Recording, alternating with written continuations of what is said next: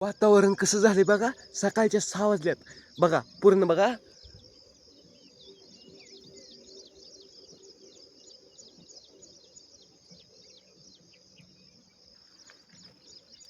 बघा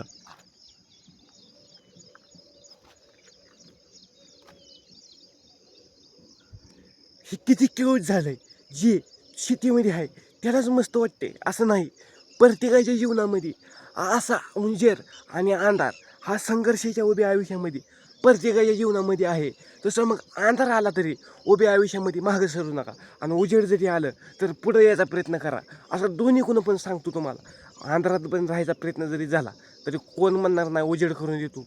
त्यापेक्षा उजेड व्हायच्या आधी आणि अंधारात राहायच्या आधी विचार करून होऊन चालायला शिका. आणि वातावरण कसंही असो आणि माणूस कसाही असो, दोन्हीचा पण फरक एकच आहे. पाणी कसं असो, पाणी तो पिण्यासाठी पण उपयोग येतं आणि फिल्टर करून सुद्धा तो उपयोग येतं. आणि फिल्टर जरी केला तर त्या पाण्याला तो पिण्यासाठीच उपयोगी होतो. आणि विहिरीमधलं जरी पाणी काढलं आणि तो पिलं जरी तर 100% त्याचा उपयोग होतो. फिल्टरचा आणि विहिरीच्या पाण्याचा तुम्ही डिफरंट करून बघा. फिल्टरचं पाणी एक वेळेस पाणी हानिकारक राहील, आणि विहिरीतलं पाणी शुद्ध साखर 100% नॅचरल. आणि तो पाणी पिल्यानं आपल्याला साईड इफेक्ट मुतखडा हे काहीच होणार नाही. आणि मुतखडा हे व्हायचं म्हणल्यावर त्याला होऊ शकतंय.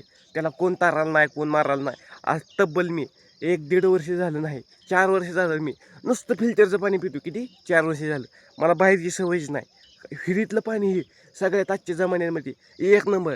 शेतीमध्ये ही राहते ना, त्यांना एक नंबर. शेतीमधलं पाणी हे एक नंबर पूर्णपणे होऊन चांगलं त्यांना स्ट्रॉंग बनवतंय. असं नाही अहो, प्रत्येकाला ती पाणी उपयोगी येते. तसं माणसाच्या जीवनामध्ये प्रत्येकाला उपयोगी यायला शिका रे, उपयोगी यायला शिका. आजच्या जमान्यामध्ये कामामुळं माणूस माणसापाशी ध्यान द्यायला नाही आणि माणूस माणसाजवळ जायला नाही.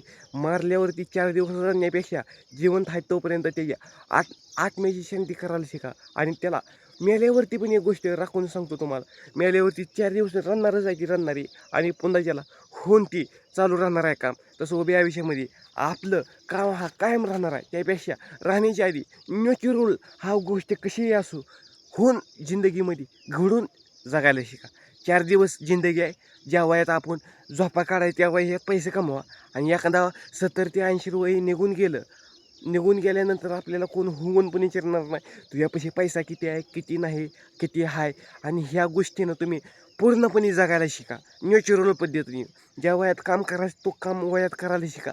आणि ज्या वयात तुम्हाला बसायचं आहे त्या वयात बसायलाच पाहिजे. तर माझ्या काळजामधल्या भावानं मी पण म्हातारा होणार आहे. आता माझं जरी 19-20 वय असलं तरी मला पैसा कमावा लागणार आहे. पुन्हा ज्याला 70-75च्या पुढं आणखीन थोडा थोडा टॉक ठेवावा लागणार आहे. नाही, शेती पिकवायची असते व विकायची नसती. जरी अर्धा एकर जरी जमीन असू नाही तर 15 गुंठ असू, ह्या 15 गुंठ्यामध्येच म्हातारपणी ती उपयोगी ती कशी असणार.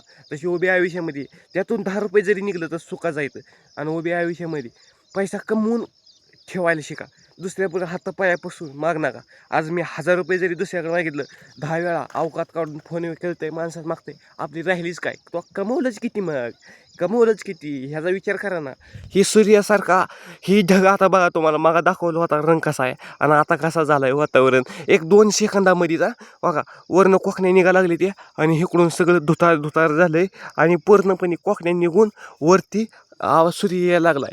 तसं उभ्या आयुष्यामध्ये बोलणारी आहे ती ना, आपलीच गरज असल्यावरती होऊन तोंड वर करून त्यांना बोलायला काहीच फरक पडत नाही. आपलाच घेतलं आपण सगळं हातावरती म्हणल्यावर त्यांना बोलायला काहीच फरक पडणार नाही. बोलण्याच्या आधी होऊन माझ्या काळजामधल्या भावासारख्या दोस्तांनो घडायला शिका. लय बेकार आहे उभ्या जिंदगीमध्ये. आपल्यापाशीच काय नसल्यावर दुसरं आपल्याला चुकून सुद्धा होत नाही बरं का. आणि ही होऊन विचार करून करायला शिका. मी म्हणत नाही करा. तुमच्या हात मोडल, ज्याचा धोंड्याखाली हात बोडल त्या रगात निघेल, नाहीतर कोणाचं पण निघू शकत नाही. ज्यानं कमवलंय त्याचं उभ्या आयुष्यापर्यंत टिकून राहतंय आणि पोटाला पोट भरून खातंय. आणि त्याला दुसऱ्यापाशी हात पसरायला येत नाही. दुसऱ्याचे हात पसरण्यापेक्षा स्वतःहून पसरा असं कमवून. हा हा. आणि आपण तुम्हाला सांगण्याच्या आधी एक लाईक आणि एक सबस्क्राईब आणि बेल आयकॉनचा घंटा वर करून ठेवा.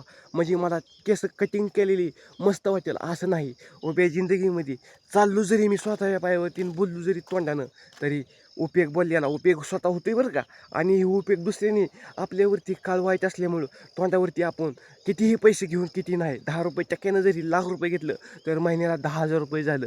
ते 10,000 रुपये जरी आपण तो लाख रुपये आज स्वतः हिमतीवरती कमवलेला थोडं थोडं उपयोग घेतले, परंतु लोकांचं 10,000ला 10,000 महिन्याला म्हणलं, हे कुठला काटा कुणीकडे गेला.